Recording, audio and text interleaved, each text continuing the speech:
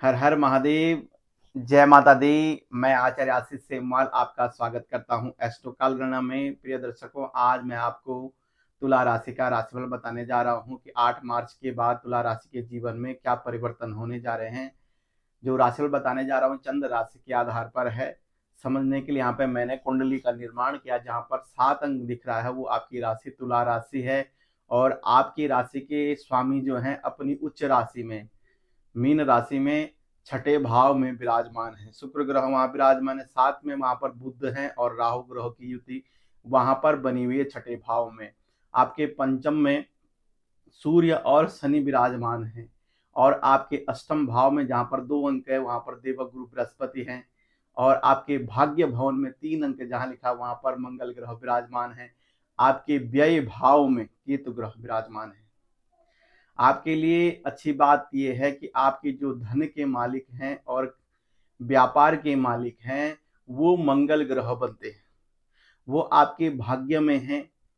और देवगुरु बृहस्पति की दृष्टि आपके व्यय भाव पर भी पड़ती है और साथ में धन भाव पर और सुख भाव पर भी देवगुरु बृहस्पति की दृष्टि संबंध बना हुआ है। और आपके लाभेश जाकर के आपके ज्ञान भवन में पंचम में विराजमान है।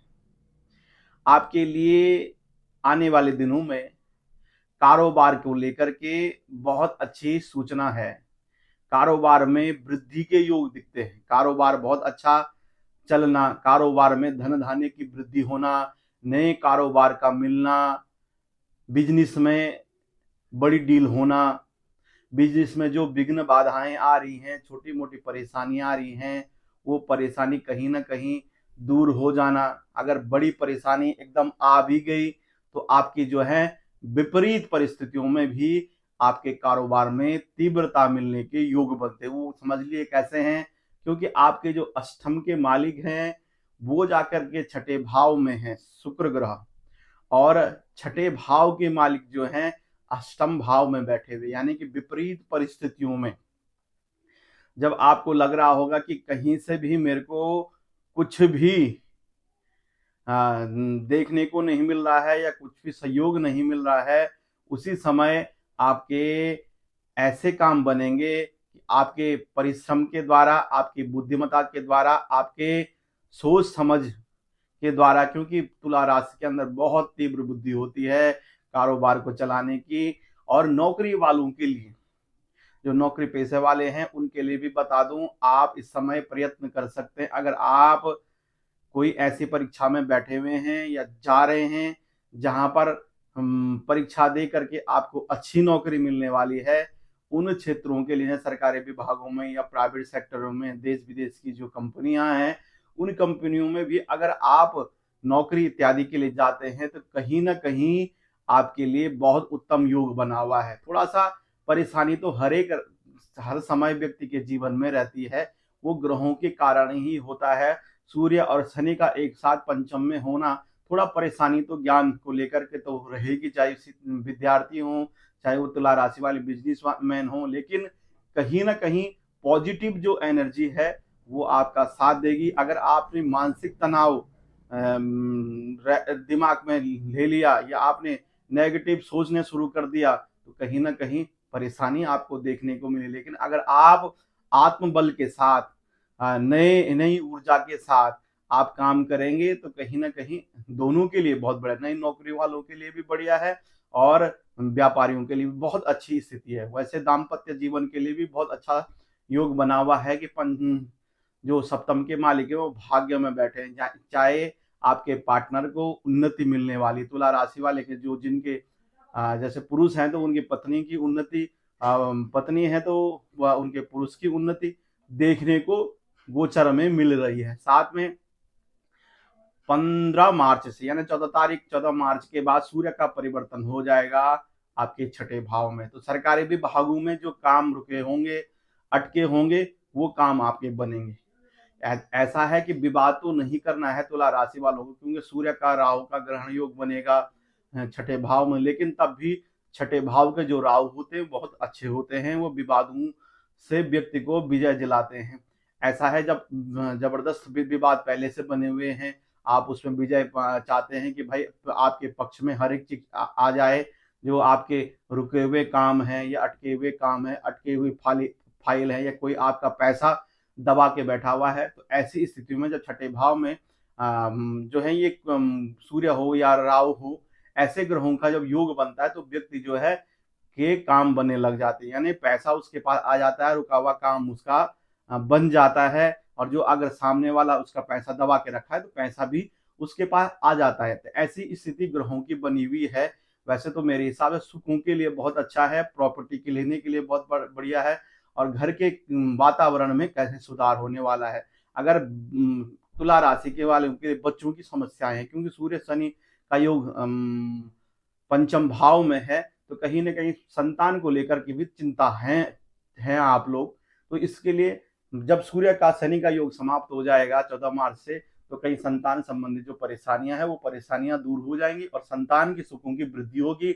यानी कि आपके संतान जहां भी नौकरी करते हैं या पढ़ाई कर रहे हैं, उनके संबंध में आपको अच्छा देखने को, अच्छा फील होगा कि हाँ बहुत अच्छा दिख रहा है। अब बच्चे के चेहरे पर जो है मुस्कान है, और बच्चा जो है जो जिस काम में लगा हुआ है वहां उसको अच्छा रिजल्ट मिल रहा है। तो ये योग के कारण होगा। लेकिन जो छठे भाव में है वहां पर बुध का शुक्र का भी योग बना हुआ है, लक्ष्मी नारायण राजयोग बना हुआ है। इस समय आप अगर तुला राशि वाला मोटा अमाउंट लेना चाहते हैं या कर्जे में लेना चाहते हैं, पैसा लेना चाहते हैं, तो इस समय आपको कर्जे में भी बहुत सारा धन प्राप्त हो सकता है। उस पैसे से आप अपना कारोबार बहुत अच्छा कर सकते हैं। तुला राशि वाले जो विदेश में रहते हैं उनके लिए तो बहुत अच्छा है कि विदेश भाव में, परमानेंट विदेश भाव में देवगुरु बृहस्पति बैठे हुए हैं, और व्यय भाव पर भी देवगुरु बृहस्पति की दृष्टि है, और व्यय भाव में स्वयं केतु ग्रह बैठे हुए। इस समय जो है तुला राशि वालों के लिए धर्म के कामों पर पैसा जो है आंख बंद करके खर्च करना चाहिए। धार्मिक कार्यों के लिए आपको पीछे नहीं रहना चाहिए।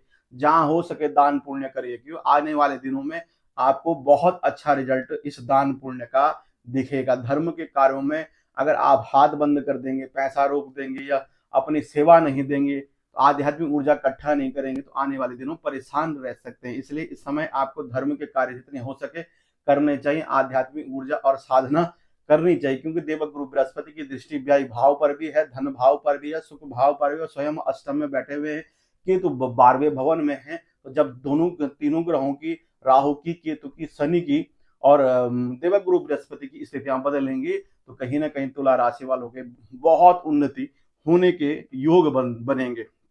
29 मार्च के बाद वैसे भी आपके पंचम भाव से शनि का निकलना और आपके छठे भाव में जाना, तो कहीं ना कहीं छठा भाव जो है इस समय जो है आपका जो ऋण का भाव है, शत्रुओं का भाव है या रोग का भाव है, इस भाव में कहीं ग्रहों का योग होने से स्वास्थ्य में भी जो परेशानियां हल्की फुल्की दिख सकती हैं। इसलिए आप पहले से ही मृत्युंजय मंत्र का जप करें और रुद्राभिषेक इत्यादि करें, भगवान शंकर की साधना करें और हनुमान जी की साधना करें जितना हो सके।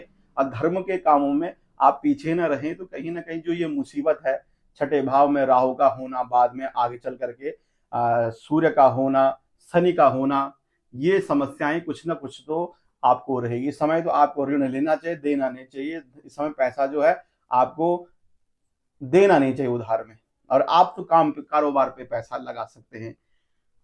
और आपके लाभ की दृष्टि से तो अच्छा है, पैसा आप कमाएंगे, पैसा आपका बरकत भी होगा, वृद्धि भी होगा पैसा, और हर तरफ से तुला राशि वालों के लिए बहुत बढ़िया है। विवाह, जो लोग विवाह रिश्ता चाहते हैं उनके लिए, दाम्पत्य जीवन के लिए ठीक है। अगर विवाह संबंध में है तो ये अप्रैल के बाद आपके योग बनेंगे, विवाह के बहुत सुंदर योग बनेंगे। उसके बाद आप विवाह के लिए सोच सकते हैं। प्रेम संबंधों के लिए भी बहुत अच्छा है। 14 मार्च के बाद प्रेम संबंधों में भी मधुरता आने के पूरे योग बनते हैं। प्रिय दर्शकों, उपाय मैंने आपको बता दिए। अगर आप अपनी जन्म पत्रिका, जन्म कुंडली दिखाना चाहते हैं या बनवाना चाहते हैं, नीचे दिए हुए नंबरों पर संपर्क करके आप अपनी जन्म पत्रिका अध्ययन करा सकते हैं। अभी के लिए मुझे अनुमति दीजिए। नमस्कार, जय माता दी।